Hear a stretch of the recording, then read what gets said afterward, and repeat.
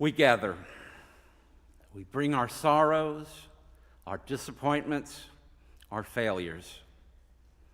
We gather for healing, for laughter, and to rejoice.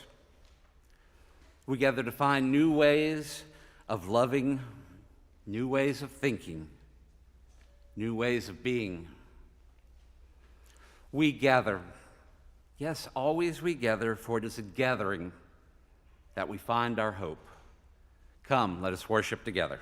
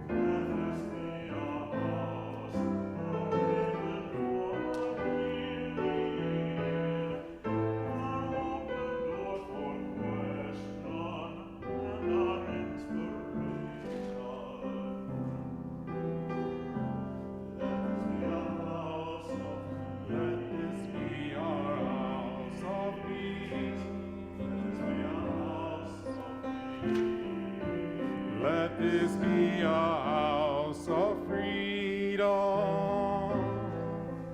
guardian of dignity and worth of deep inside us. Let this be a house, a platform for the free voice, where our sacred differences here shall not divide us. Let this be a house of peace. Let this be a house of peace. Let this be a house of peace. Let this be a house of peace.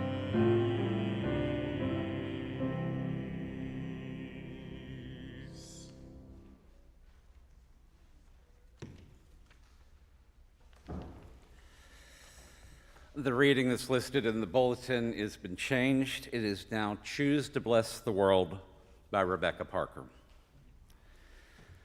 Your gifts, whatever you discover them to be, can be used to bless or curse the world. The mind's power, the strength of the hands, the reaches of the heart, the gift of speaking, listening, imagining, seeing, waiting. Any of these can serve to feed the hungry, bind up wounds, welcome the stranger, praise what is sacred, do the work of justice, or offer love. Any of these can draw down the prison door, hoard bread, abandon the poor, obscure what is holy, comply with injustice, or withhold love. You must answer this question: What will you do with your gifts? Choose to bless the world. The choice to bless the world is more than an act of will, a moving forward into the world with the intention to do good. It is an act of recognition, a confession of surprise, a grateful acknowledgement that in the midst of a broken world, unspeakable beauty, grace, and mystery abide. There is an embrace of kindness that encompasses all life, even yours. And while there is injustice, anesthetization, or evil, there moves a holy disturbance, benevolent rage, a revolutionary love, protesting, urging, insisting, that which is sacred will not be defiled. Those who bless the world live their life as a gesture of thanks for this beauty and this rage. The choice to bless the world can take you into solitude, to search for the sources of power and grace, native wisdom, healing, and liberation. More, the choice will draw you into community, the endeavor shared, the heritage passed on, the companionship of struggle, the importance of keeping faith. The life of ritual and praise, the comfort of human friendship, the company of earth, the chorus of life welcoming you. None of us alone can save the world. Together, that is another possibility waiting. We are now going to share our joys and concerns. A joy. Russell Dern became a great-grandfather for the first time this week. On Thursday, A.B. Coleman was admitted to Fort Sanders Regional for dehydration and an infection. Yesterday, we got an update from Denise regarding this. The doctors report that A.B. is recovering very well from the infection. Kathy White's mother, Helen, has had a series of serious falls and recently fractured her hip and wrist with subsequent surgery and now an inpatient rehab stay. Kathy is asking for grace as she navigates this journey for her mother. Longtime TVUUC member Don Horton's brother, John Michael Mike Horton, passed away suddenly on July 24th, 2022. He was only 71 years old. Mike and Don grew up playing sports, camping, fishing, and tubing in upstate South Carolina. Although he had some health issues that were exacerbated by a nasty bout of COVID 2 years ago, it was nothing we thought to be life-threatening. Mike was a very successful ceramic engineer, owner and CEO of Worldwide Finishing and Supply of Chattanooga. He was a husband, father, grandfather, and great-grandfather. He will be greatly missed. Louise Stewart passed on July 19th. In her last 3 decades, she attended TVUUC regularly, was an avid Sequoia Hills walker, and went to the symphony as much as she could. For the last 4 years, Louise was cared for with the utmost compassion and love by her grandson, Philip. She was preceded in death by her brother, Carl Barth. My mother's surgery went well, but she is still dealing with rehab, and it's going to be a long journey.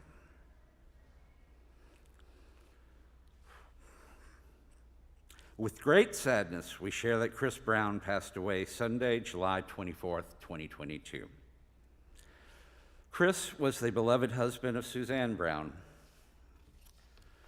Chris was an active member of TVUUC, joining on October 5th, 2014. He was the usher team leader for several years, and you may remember him welcoming you into the service on Sunday mornings.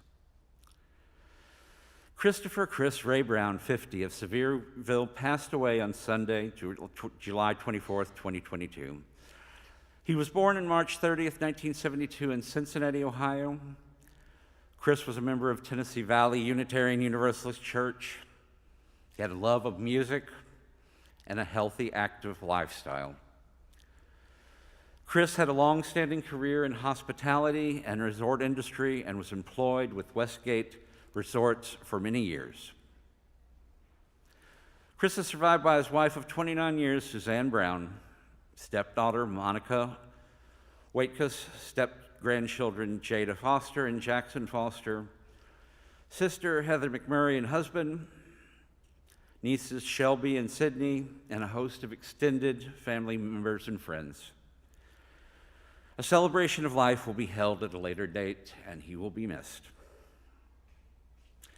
Here is a joy. Pam Johnson's ordination, our former intern, will be on August 20th at 2 p.m. in Chattanooga. There will be details in this week's newsletter. After the service, please go into the fellowship hall to the caring table where you can sign cards for those who were mentioned. Also remember there's the pastoral care line that is there for you if you need someone to talk to. And as we enter in a shared moment of silence, we lift all joys and concerns that were said and also those that were unsaid.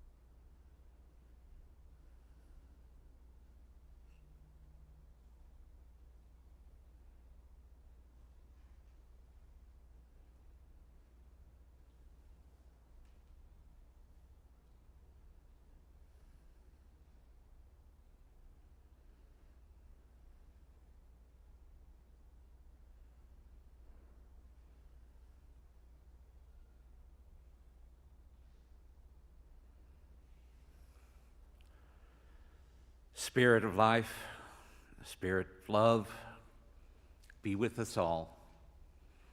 Amen. Blessed be.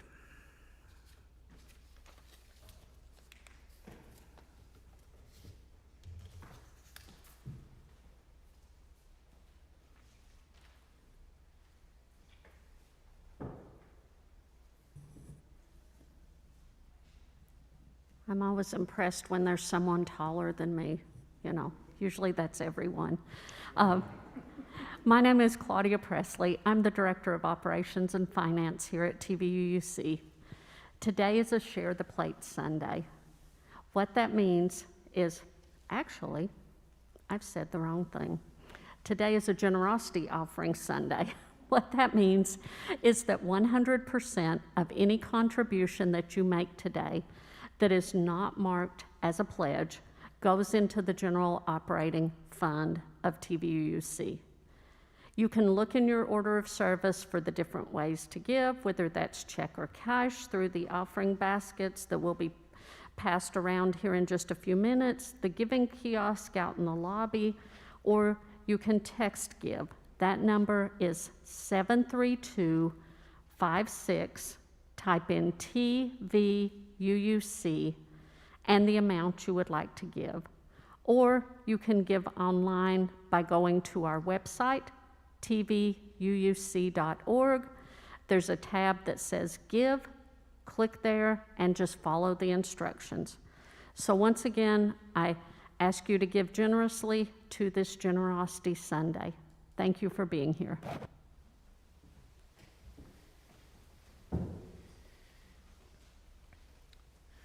Frederick M. Lehman, the composer of The Love of God, was a successful businessman, and through a series of financial misfortunes, he lost his businesses and found himself working hard physical labor, and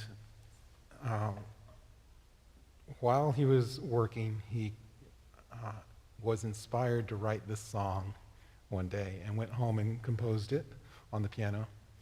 And that action of composing represents his faith in the love of God.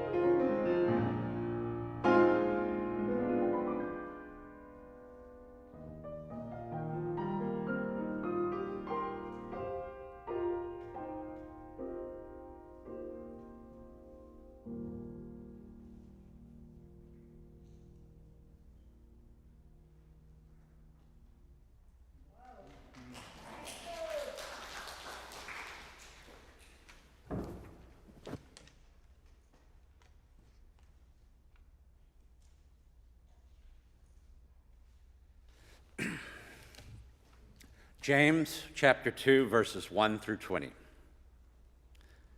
My brothers and sisters, believers in our glorious Lord Jesus Christ must not show favoritism. Suppose a man comes into your meeting wearing a gold ring and fine clothes, and a poor man in filthy old clothes also comes in. If you show special attention to the man wearing fine clothes and say, "Here's a good seat for you," but say to the poor man, "You stand there or sit on the floor by my feet," have you not discriminated among yourselves and become the judges with evil thoughts? Listen, my dear brothers and sisters, has not God chosen those who are poor in the eyes of the world to be rich in faith and to inherit the kingdom he promised those who love him? But you have dishonored the poor. It is not the rich who are exploiting you. Is it not the rich who are exploiting you? Are they not the ones who are dragging you into court? Are they not the ones who are blaspheming the noble name of him to whom you belong? If you really keep the royal law found in Scripture, love your neighbor as yourself, you are doing it right. But if you show favoritism, you sin and are convicted by the law as lawbreakers. For whoever keeps the whole law and yet stumbles at just one point is guilty of breaking all of it. For he who said, "You shall not commit adultery," but also said, "You shall not murder," if you do not commit adultery, but do commit murder, you have become a lawbreaker. Speak and act as those who are going to be judged by the law that gives freedom, because judgment without mercy will be shown to anyone who has not been merciful. Mercy triumphs over judgment. What good is it, my brothers and sisters, if someone claims to have faith but no deeds? Can such faith save them? Suppose a brother or sister is without clothes and daily food.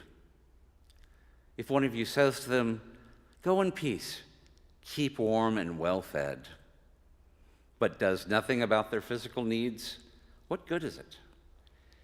In the same way, faith by itself, if it is not accompanied by action, is dead. But someone will say, "You have faith, I have deeds." Show me your faith without deeds, and I will show you my faith by my deeds. You believe that there is one God. Good. Even the demons believe that and shudder. You foolish person, do you want evidence that faith without deeds is useless? Sorry. To encourage you to turn in your till hymnals and read along with the text of Busca el Amor. It's on page 1004. And if you're looking at verse 2 and thinking of just word for word cognate translations of Registra tu camaleón, it sounds like maybe an announcement from the SPCA about registering your exotic pets. So make sure to check the English translation if Spanish isn't your first language.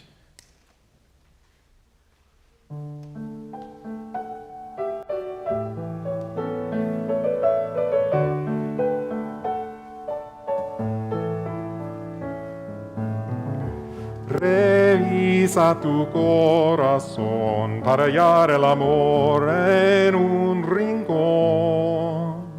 Pero busca el amor, ni placer ni pasión, el amor. Lo que hace el otro bien,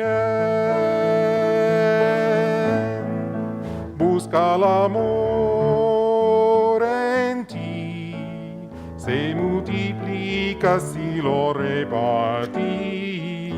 Busca el amor en ti, solo el que ama puede ser feliz.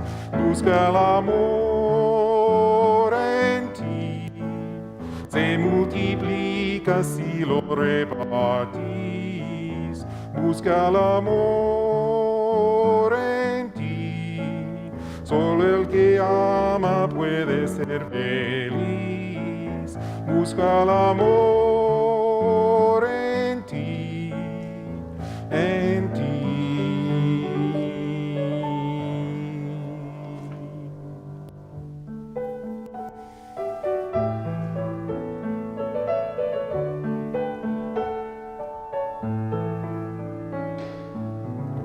Registra tu camaleón cuando cambia el color el corazón y te estalla la flor, un pétalo de sol, el amor. Lo que hace el otro bien,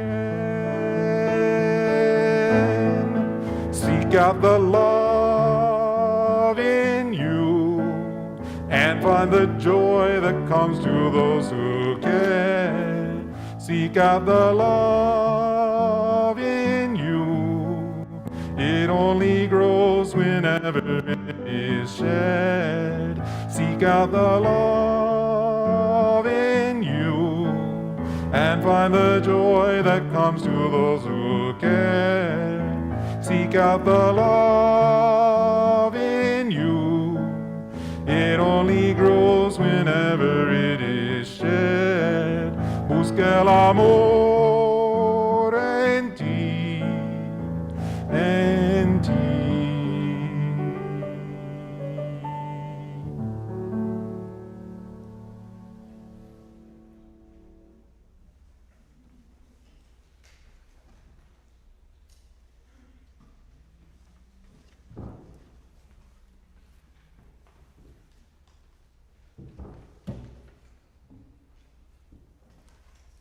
Good morning.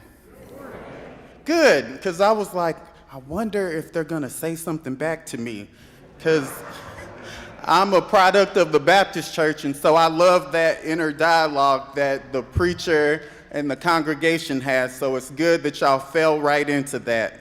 But I cannot tell you how happy I am to be with you all, because as many of you may know,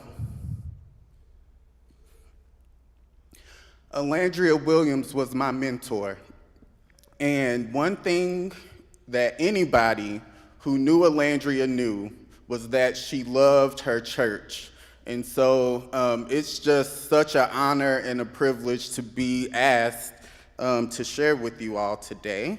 And so I just want to say thank you to Reverend Bice in his absence, and to Miss Elnora and the worship team. Thank you, Mark, just for making me feel so at home. And it's been calming to my nerves. So that's always good. Okay.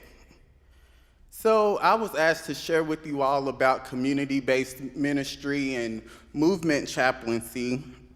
And movement chaplaincy is a new field within chaplaincy studies that came about from this current iteration of the movement for Black Lives.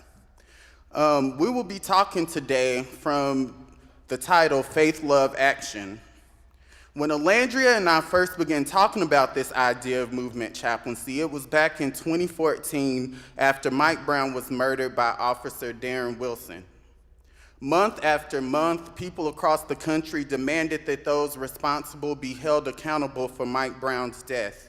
Month after month, hundreds marched for justice, and day after day, they were met with riot police, tear gas and rubber bullets for daring to say in the face of empire that Black lives matter. As it became clear that we were going to be in it for the long haul, I would begin to check on my friends that would make trips to Ferguson. And I could hear in their voice a fatigue of the spirit of seeing yet another Black person murdered and a system that didn't want to bring about accountability to those responsible. A lot of us at that time was astounded by the lack of support from our churches. And because of the politics of respectability, churches at the time were more concerned with the method of protest than the people who faced those tanks, tear gas, and repression of the state. In my conversations with Alandria, I asked, in the church's absence, How can we begin to care for the spirit of those who are on the front lines of these fights for social justice? Being the person of action that Alandria is, and I'm using the present tense intentionally because Alandria still teaches me even today, we work together to organize these Black Lives Matter Faith and Justice phone calls. And we would get on the phone call and we would pray with each other. And we would hear about the work that was going on across the country so that we weren't just supporting each other's organizing, but also supporting each other and fortifying our spirits from the attacks of the opposition as we tried to transform our world and make true the statement on earth as it is in heaven. So this idea of movement chaplaincy began to spring up in various places and was concerned with the spiritual care of those involved in social justice movements and those who bear the brunt of unjust systems. As I was preparing this sermon, it became clear that this work isn't just for the movement chaplain alone, that this work is for all of us who consider ourselves believers of God and people of faith and conscience. If you look at our current political moment and scan the headlines, it becomes clear that we are in a moment of intense political polarization, a moment of the haves acquiring more resources at the expense of those who have not. We have a legislature and Supreme Court rolling away rights after rights and civil liberty after civil liberty, of the least of these increasing the divide between communities, leading us to view each other with suspicion instead of love and concern. One of the unfortunate things is that some of our churches have begun to adopt the values of the world and have called it church. In this moment that is asking the church to be what it is called to be in the world, we have preachers and pastors concerned with wealth, designer clothes, and becoming cultural celebrities and icons. We can see this in how we treat people. In James chapter 2, the writer begins with cautioning us on showing favoritism to those with wealth and prestige and treating the poor as secondary and people of no importance. This is a good reminder for us because it reminds and challenges us to not take on the values of this world. One thing that is central to the movement chaplain and those involved in community-based ministry is that there is an ethic and practice of love for all of God's children. When I use the word love here, I'm not talking about the thin, conditional love we are taught where I love you only when you are doing things for me. I'm talking about the type of love that sees my well-being as connected to your well-being. I'm talking about a love that sees the burdens of our brothers and sisters as our own. I'm talking about a love that leads me to bear your burdens as if they were my own. I'm talking about a love that seeks to transform systems and structures of this world that leads to the sin of oppression. I would like to remind us that our love of God is shown by our love of God's people. If we turn to 1 John chapter 4, verse 20, it says, "For anyone who does not love his brother whom he has seen cannot love God whom he has not seen." So we must love one another as an extension of the love we have for God. Back when I was living in New York City, going to Union Theological Seminary, some classmates were on a panel about faith and social justice in the time of Ferguson. And as it was time for questions, a person walked up to the microphone and asked the question, where did they go as a person who was gender nonconforming? They shared about their experiences of trying to find churches that would accept them in their midst, but they shared all they got was awkward silences and unwelcoming stares. After the panel was over, we walked up to them and we started sharing about churches they could go to that were open and affirming. And for some reason, he asked my classmate and I, "Can I walk with you all?" So of course, we said yes. And as we were walking, they began to share that they were homeless and living in their friend's dorm room because of religious differences of their parent. And they just began to pour out their heart. And it wasn't much that my friend and I could do, but we could listen. And in that moment, I would say that we were movement chaplains. We were people of faith and conscience doing community-based ministry by walking, listening, and affirming the life of one of God's creation. But the question, though, is would you welcome them into this presence? And I know the history of social justice in this congregation, and so I know that here the answer would be yes. But for those watching, would you show God's love? Would you be the bridge that would have united them back to the God who loves them? Or would we enact the values of the world that says that there is no place for them here? We must recover the radical love of God that welcomes all of God's children to know that there is a place that they can go to get shelter away from the storms of life. And that is central to doing community-based ministry. The second thing I want to point out that is clear for both the movement chaplain and those of us who are trying to follow the way of Jesus is that when we show favoritism to the rich over the poor and those who are suffering, it is usually so that we can differentiate ourselves and put ourselves on pedestals over the people the world teaches us we are better than.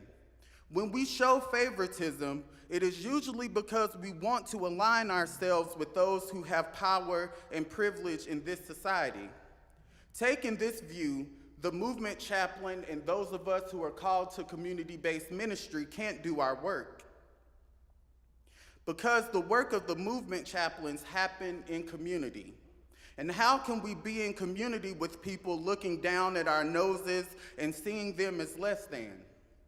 My mentor, I have a lot of them. You'll hear me reference a lot of people because it takes a team of people to guide me and keep me on the right path. But my mentor, Tafara Wala Muhammad, says that we are human and divine at the same time. And what that phrase has come to mean to me is that none of us are perfect. In verse 10, it tells us that if we keep all of the laws of Scripture except one, we are guilty as one who has broken all of them. What that shows us is that we are all on the same plane, and so that to show favoritism is to sin because it keeps us from building the beloved community. Showing favoritism keeps us from being in right relationship with God's creation, and that impedes the ability for us to work to bring social healing into our world. The next thing I would like to share with you is that movement chaplaincy and participating in community-based ministry is faith in action. Many of us think it's enough to believe in God, and I'm sure that you have seen when the next Black life becomes a hashtag or a gunman wielding an automatic rifle that doesn't understand the sacredness of life kills people. We often see on social media updates that says, pray for blank. How many of y'all seen it? And I know I'm guilty of doing it too, right? And so when we look at this chapter in James, it says that, and when the next incident comes, I got a little bit ahead of myself, we get stuck in that same loop, tragedy after tragedy, pray for blank. Think about and keep blank in your heart. And that is important, but what James reminds us is that all of those things are futile if we don't put action with our faith, with our prayers. When we look at this chapter, it says that if we see a person in need of food and clothing and we say, goodbye, have a nice day, it's useless because they will still be without food and clothing. When we don't put action with our faith, we help the status quo remain intact because the thing that we need to remember is that we are God's hands and feet in the world, and our deeds are the flowers grown in the soil of our faith. Back in 2014, when the church was busy condemning protesters during the Ferguson uprising, they didn't take into account how many of us were motivated by our faith to take action on behalf of the Black lives murdered and those who are bearing the brunt of structural anti-Blackness that continues to tell us that our lives didn't matter. If we turn again to James, it says that some may say that they have faith because they believe in God, but it goes on to say that even the demons believe that. And I think that it's no coincidence that during then and this time of great polarization, there are ministries that are sowing division and calling it following the way of Christ. It is no coincidence that there are so many churches aligning themselves with things that sustain the status quo of some having and some not. To really do movement chaplaincy and community-based ministry, we have to reclaim a faith that is rooted in love of God's creation that moves us to action on behalf of the least of these. We must not only provide for those in need, but do the work of dismantling the systems and structures we have created that causes people to be without clothes, food, shelter, and the ability to live a life that is full of thriving and joy. We should be working to bring about the social healing to our world that is waiting for us to be what God has created each of us to be. And so some of you may be listening to me today, thinking to yourself, I have a heart for people, but I don't know where to begin. That the needs of this world are so great that it is overwhelming to know where to put your time and your talents. But I'm here to remind all of us that God has given each of us talents and gifts, and that is connected to our calling. Where do those talents meet the needs of the world? I would like to remind us to think about that and see in our communities where people are gathering around and working to make better the things that we care about. Because the world is waiting for us to stand up as people concerned about the world, bringing about on earth as it is in heaven. Thank you.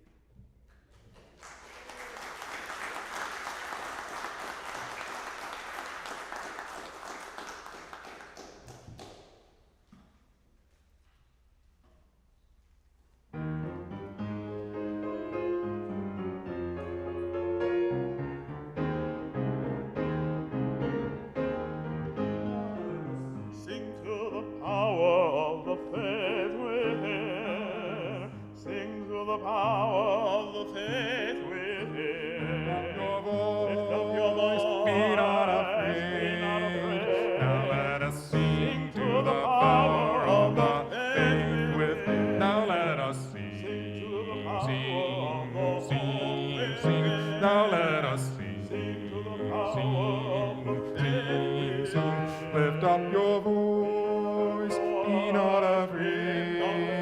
Now let us sing to the power of the faith within. Now let us sing to the power of the love within. Now let us sing to the power of the love within. Lift up your voice, be not afraid. Now let us sing to the power of the love within.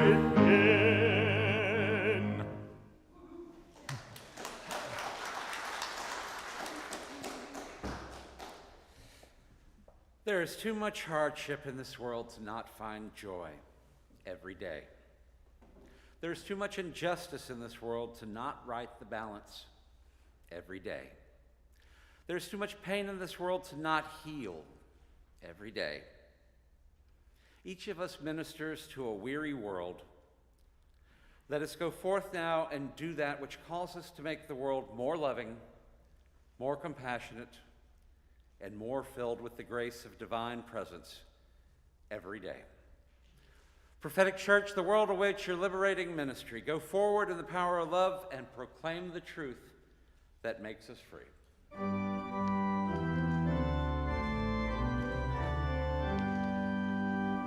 Let people live in all lands, declare that fear and hate are gone, rise above differences and stand